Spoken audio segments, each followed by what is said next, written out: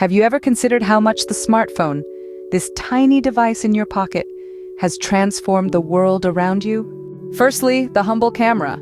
Remember Kodak, Fujifilm, AFCA? These giants were usurped by Canon and Nikon's digital revolution, and now our smartphones capture our world in stunning detail. Then came the camcorder, the radio, the portable music player, all swallowed up by the smartphone's endless appetite for functionality.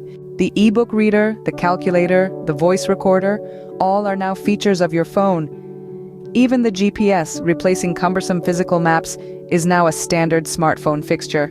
Never again will you fumble for a flashlight or a leveler or even a scanner. Your compass, your portable gaming device, even your game console controller are now within your phone. The barcode scanner, the credit card scanner, even the humble USB pen drive, all replaced by this digital Swiss Army knife. Portable video players, walkie-talkies, even traditional landline phones have now been absorbed into the smartphone. Your alarm clock, your wristwatch, your timer, your dictionary, your encyclopedia, your calendar, all live within your phone now.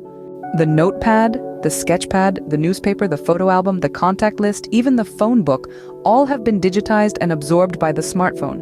Board games, movie watching, landline internet, checking emails, surfing the internet, even video chatting have been streamlined by this device.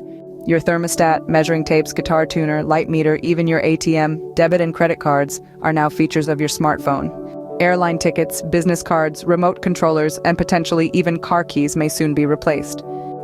Paper money, coins, cable TV, and even laptops, once the killer of desktops, are now being replaced by the smartphone.